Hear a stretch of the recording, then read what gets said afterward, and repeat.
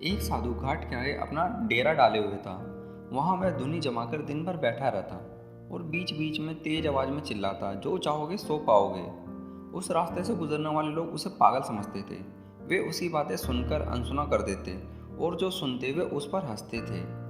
एक दिन एक बेरोजगार युवक उस रास्ते से गुजर रहा था। साधु की चिल्लाने की आवाज उसके कानों में पड़ी, जो चाहोगे सो पाओगे, जो चाहोगे सो पाओगे। ये वाक्य सुनकर वह युवक साधु के पास आ गया और उससे पूछने लगा, बाबा आप बहुत देर से जो चाहोगे सो पाओगे चिल्ला रहे हो, क्या आप सच में मुझे वो दे सकते हो जो मैं पाना चाहता हूँ? साधु बोला, हाँ बेटा, लेकिन पहले तुम मुझे ये बताओ कि तुम पाना क्या चाहते हो।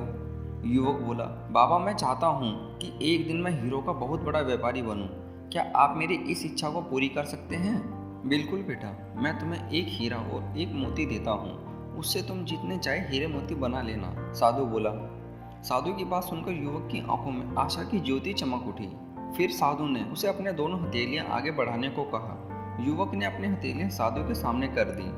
साधु ने पहले उसकी एक हथेली पर अपना हाथ रखा और बोला, बेटा ये इस दुनिया का सबसे अनमोल हीरा है, इसे समय कहते हैं। इसे जोर से अपनी मुट्ठी में जकड़ लो, इसके द्वारा तुम जितने चाहे उतने हीरे बना सकते हो। इसे कभी अपने हाथ से निकलने मत देना।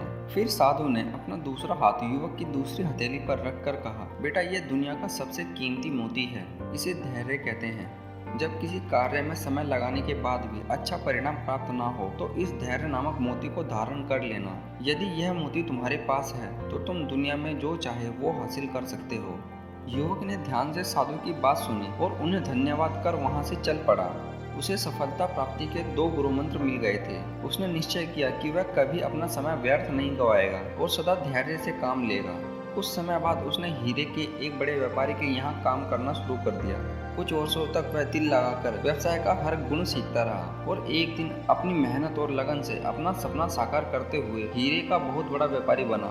दोस्तों, इस कहानी से हमें ये सीख मिलती है कि लक्ष्य प्राप्त करने के लिए समय और धैर्य नाम के हीरे मोती अपने पास रखें। अपना समय कभी व्यर्थ न जाने दें और कठिन समय में धैर्य का दामन न छोड़ें। कभी हार ना माने और अपने लक्ष्य के लिए हमेशा कड़ी मेहनत करें।